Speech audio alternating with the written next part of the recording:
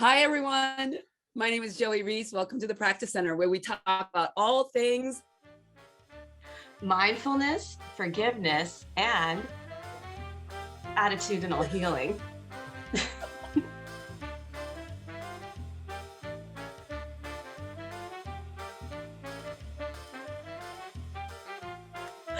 I love it. I'm here with Sarah today to talk about her journey along the mindful forgiveness journey.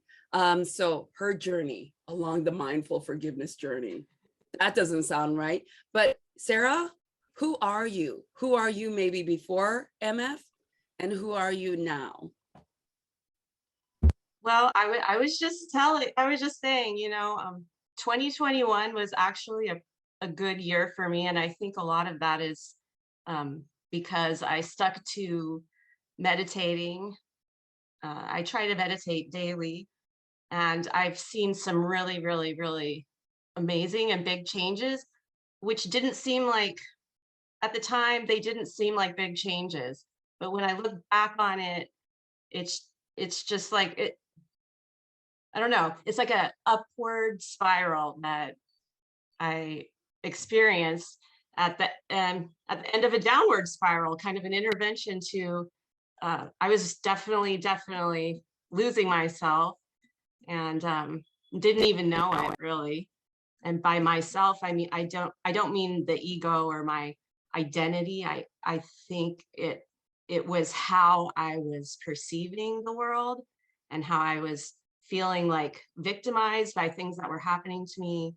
And I was playing a role that was something that I think was put on by my childhood, by living in this society, by what I thought happiness is supposed to look like, without that wasn't real. And I think when I took the mindful forgiveness course, it kind of opened my eyes to another way. And I think the main thing is it made me, instead of making me so judgmental and going down that, it was kind of like I'm looking over that wall that I had created for myself, and seeing there's another side. And that, I think, yeah, that's what I think, it gave me a sense of curiosity. And that, That's one of my yeah, favorite words. that feels good. Yeah. Okay, so two things that you just said is sticking out for me. One, you were playing out a role that was given to you from childhood. And two, I got to look over the walls. I think I see the wall now as protection. I see it as my overactive mind saying, okay, this happened, so you can control the outcome. If you do this, if you play this role, you're gonna have control over the situation, and then you don't have to need anybody, you don't have to trust anything. You can design it yourself, and if it's not going well, then just do more. And Yes. that's what Tell it me a specific story. Like what okay. was the thing that you were protecting yourself from before that maybe you now feels less like you have to put on an armor for? Like what were you protecting yourself from? Who are you? What is your story? I think really it was rejection, wanting to feel loved and included, and knowing that I think I was raised to be the good girl. I'm the firstborn. I'm supposed to be the person that follows the rules and is a good example, and that if I do well in school, or if I create something or make someone laugh, then I'm lovable. And that if I read, if I read my mother's mood, or I read my classmates' mood, and then I change myself to make them, in a better mood, then I'll feel safe.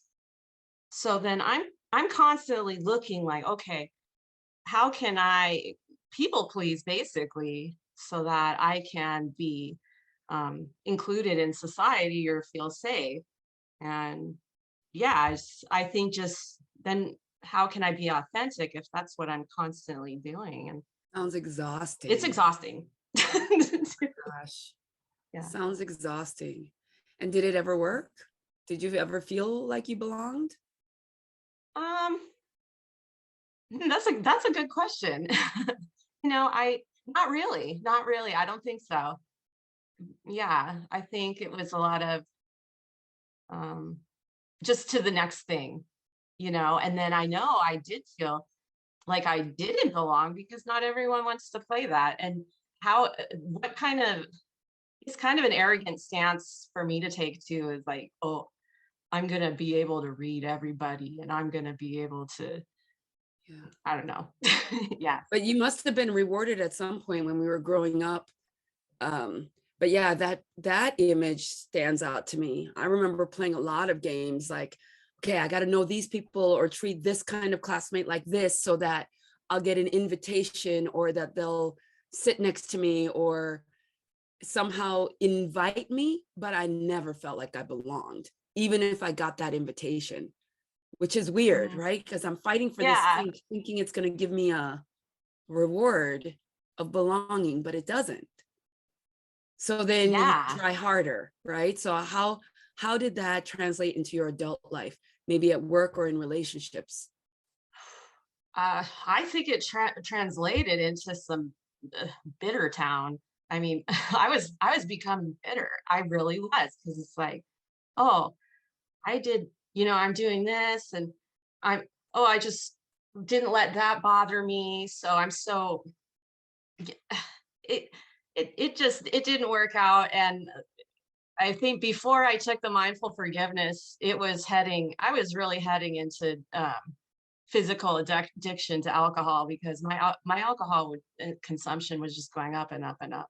And I think I was drinking.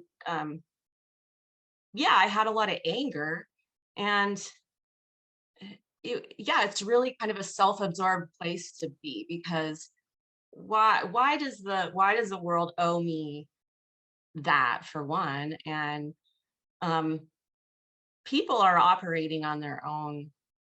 They might not even I'm not the center of their their world, and Yeah. I don't But you know weren't why I was. thinking when you were having a tough time, you weren't sitting there thinking, I am the center of the world. No, Mm-mm. you're just trying to survive, right? I think in retrospect, I mean, hindsight and all that, it's like so crystal clear. But in the midst of it, I think it's important to remember that you're not out there trying to be an asshole, right? Mhm. You were out there trying to probably survive. I was getting upset at myself for decisions that I made, and I'd think, like, I'd go back to the past and be like, well, you can't get mad. You can't get mad at your now ex-husband because he's like this, because you had all these signs to show you that's how he was, and that was your decision to go into it. And Mhm. um yeah, and like fear for not setting boundaries, things like that. And just, I think it was turning a lot into my yeah, just, Self. yes, and not knowing how to fix it. And honestly, at the beginning, I was like, okay, what is meditation? This is just me ruminating about how angry I am, Yes. you know? But So at what point did that change? I think it changed. It took a while. Like, I mean, and I still do it. I still do it. It's just interesting now because I catch myself more. Like when I wake up and I'm, just coming on, I see the voices coming on, like it's like, and I just say, oh, that's so, that's Sarah coming online, or that's the alcoholic thought right there coming online. And then they're all coming online. And of course it's going to happen.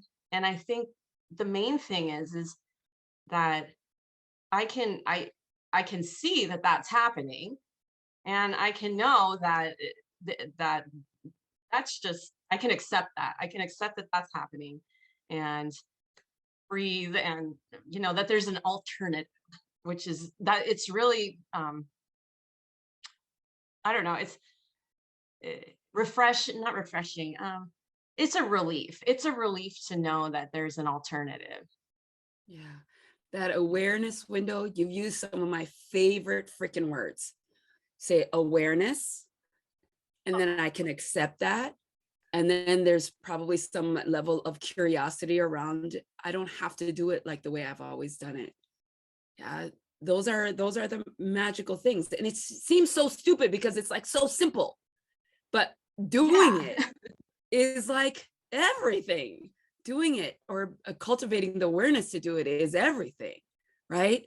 So let's go back a little bit to actually, how did you find the workshop? And then what did you think while you were going through it? Can you talk us through just some of your just experience? Oh, I found out about it at work. I work for a nonprofit that works with kids, foster kids, and it was pretty powerful. The presentation, I thought, wow, no, Noe was the one who did it, Noelani, and she was. It's so vulnerable, like, and I was like, wow, she has guts, you know, she has courage to be vulnerable, and that maybe this this would be something to look into for, you know, I just was really kind of taken aback because, you know, yeah, it was very authentic. Yeah, I was skeptical, but I'm really happy I went into it. And you too, like when I heard your story, I thought, wow, you know, this is amazing that you can even say this super painful past story, and then you look at look at you and you're like healthy, vibrant. You can talk about it without completely just breaking down. And I mean, and that where your story went was really touching too. Like when I saw the picture with you and your mom, and that kind of rung out to me too, because um, kind of go on a different tangent here. Yes, um, yes. my story had one of the villains in my story was my mom. I mean, and I love my mom. However, yeah, there was a part of my story where, you know, I was just holding on to this. If only I could have gotten this reaction from her, then Yes. you know, I would be happy.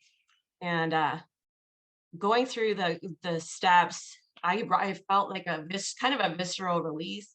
And I went to visit my family this last summer, and I just remember seeing my mom. Like we were at the gym, and she was just getting changed, and I was just like, I just saw her. Like I really was able to, I was really able to see her, and I just felt like, wow, that this feeling of compassion, Oh, like all the anger was just shutting it out. And the fact that I could even feel that was, I just felt really happy that I could feel that. Okay. oh my God. I told That myself, is do so not cry amazing. during this interview. No, we cry all the time. That is Yes. amazing. Yeah, I thought so too. Yeah. Wow. And that was just this holiday season? This was at the end of summer in August. And oh my God, that's amazing. Thank you for sharing that. Yeah. You Well, thank don't, you for sharing your story. right? I mean, that is so powerful because it's never that do this and then you'll repair your relationship with X or you'll fix this. There's never a promise because humans are weird and we're all fluid and everybody has their own motivations and their own heart and their own journey and all that, right?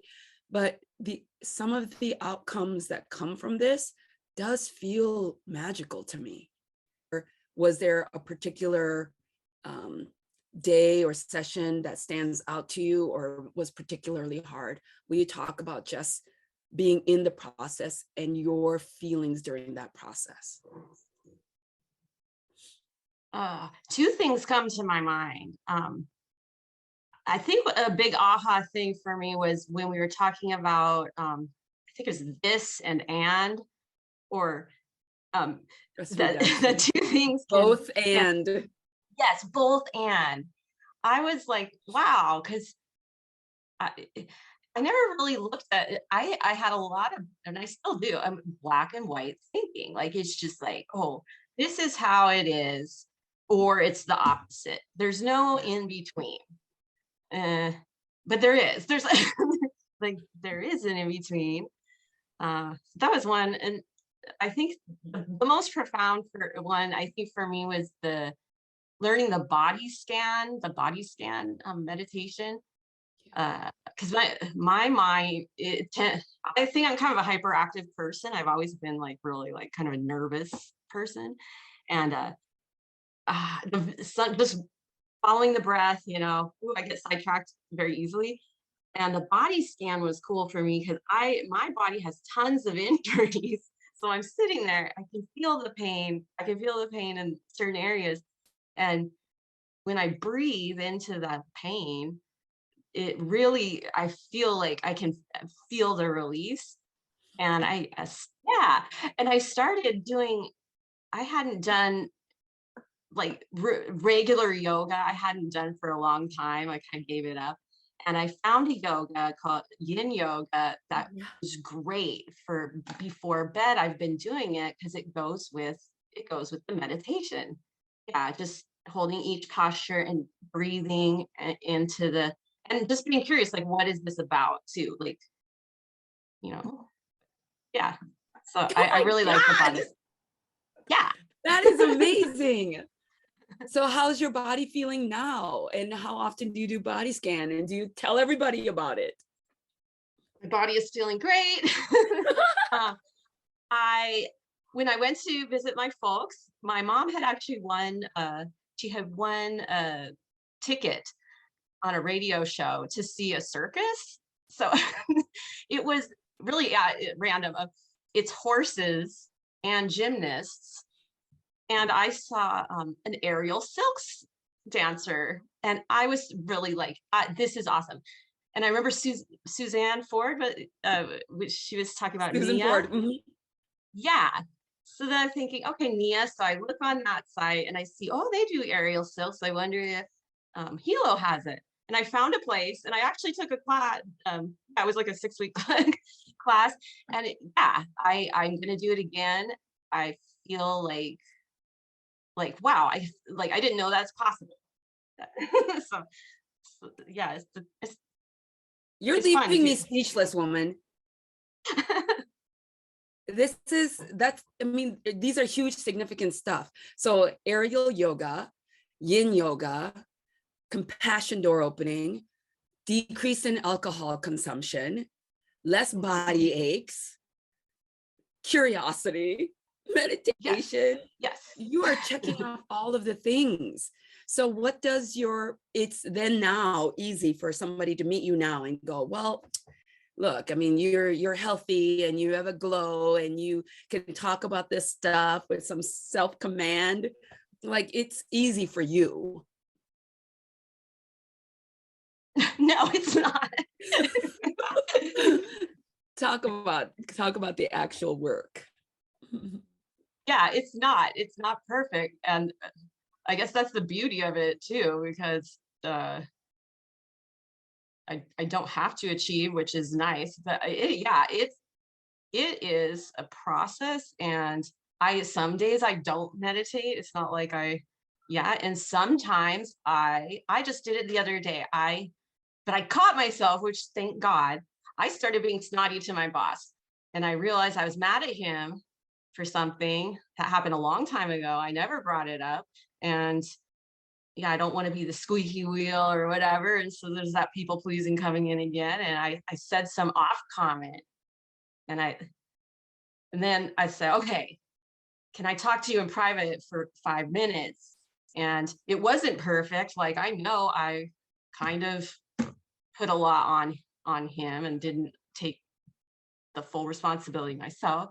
Mhm. But I think that's okay, because the main thing is I went in and I tried, and like it's better than not doing anything and being That's passive right. aggressive. But So that ability to be courageous like that comes because you had some space. Oh my gosh. Okay, say more, please. yeah, yeah, and I didn't have that. I didn't have that before um, the the meditation, and I didn't even think that sometimes I had a right to have a voice. And so now I think it's kind of finding that balance because I don't want to be over voice, but I don't want to be under voice either. Yeah. And So yeah, how do you gauge that for yourself? I'm still trying to gauge it. Yeah, I'm still, yeah, I think taking a step back though, I think that really helps instead of, I think that's what meditation is helping is that instead of it being a reaction, I kind of can take a step back and that section on unenforceable rules. It's like, well, what is this rule and how would he know this as one of my rules? And Right. do I need to, yeah. Right. So good. Do you also use any of the self-forgiveness pieces? In particular, I'm interested about your use of positive intentions, because sometimes positive intentions can be swapped out for like a bait and switch, like motivation and work hard to achieve this external goal. Whereas positive intention is actually asking, what does the deep heart of Sarah really desire out of life, including this interaction with this boss, including the way that your home looks, including who gets to be in your life, including the work you do, that positive intention that allows you to connect, feel belonging. I guess the first step now is trying to catch myself and yeah, like there's a lot, yeah. Catching myself, catching what you're saying, like I can call myself names too, or like, oh well, it's your fault, you just stay in situations too, or it's your fault because, or everyone else is not having the problem, why are you having a problem? Like maybe you're entitled or maybe you're like privileged or something, like yeah, it's not, that's not how I want to, that's that, and those are like identities, I think too, that's like that's not the core, it's not who I am as, that's not Sarah, that's like everything, that's the spaghetti stuff that's kind of added on, but it's really hard to see it when that's what I've been doing for the last 46 years, or maybe not when I was 2, but Yes. Yeah. yeah, yeah. So then who And is the core of you now? How do you describe it? So I heard harmonious. What else? I think curious. I think that I'm a curious cat and that I have a lot to learn, and that the way I'm going to learn it is by getting off my freaking control trip with myself and with other people. And and or even with my body, with the yin yoga. And before I was, the power yoga or doing things to the extreme. And uh, I think what I really, really just need is to, yeah, do these poses so slowly that, yeah, I'm just in it. And then at the very end, I feel like it's slipping open, like, oh, oh, wow, like I didn't even know it could do that anymore. And Wow. it's kind of neat. Like, yeah. And I didn't realize, and I'm still doing it. I still catch myself doing it, that I am like, like holding it, Yeah. holding, yeah. And even though those tickets that, writing those tickets, I feel like I have like tickets that stuck everywhere. Like I'm going to stick some here and waste some here. And, like, why? Oh, the Yeah. human condition. Oh man, so you're slipping into some ease, sounds like. Yeah, I'm I feeling love feeling that. good about it. I love that. Um, what else have you noticed, or what other tools have you added to help you along this path of living the life on purpose? And how does it feel to have more command of your life? it feels great. It feels great, and it feels secure. Um, one of my friends was telling me she saw me in the water the other day and was like, I noticed that you just seemed okay, and that that you weren't like that before. And uh, I have to say that it's like about belonging, one place I just feel like I don't belong is in the surf. I sometimes I'm the only girl, and then I'm the kook, and I didn't grow up here. So I would feel that, and then I feel the animosity or what I was perceiving as other people. They're looking at me, they're judging me, and da, da, da, da. And it was just sucking the joy out of Right. something I really enjoy. And now, like just the other day, I was like, you know what? I'm not gonna, of course I didn't, shred it up on that wave. I've only had X amount of hours in the water, and like, this is part of learning. And I feel like now, kind of like I was watching that Brene Brown about the opposite of belonging is fitting in. And so I think I'm belonging to me more because I don't have to react to those thoughts. I can be like, okay, like kind of like have more of a humor about it. And yeah, does it matter? Like, I mean, as long as I'm as long as I'm having fun in it, and improvement is such a abstract, I don't know. Yeah. But I'm feeling a lot, I'm feeling more light, like I can kind of have a sense of humor about things. Or Oh my yeah, gosh. It's yeah. amazing. Final thoughts. Is there anything else that you want to share or give as in an older sister advice to the world? Yes. If I can do it, you can do it.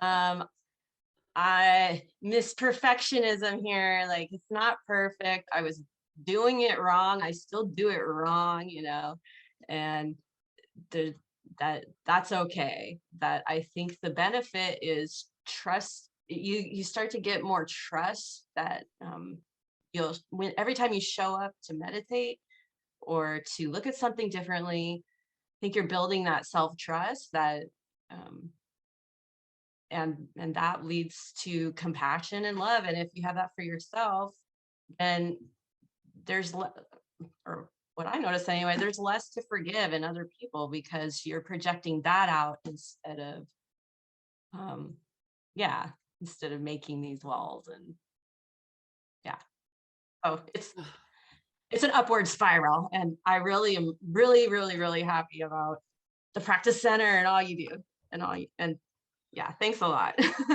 Oh, it is Really my changed my life. pleasure. Oh, that's my pleasure. And because of your willingness to speak up, you're going to change somebody else's life.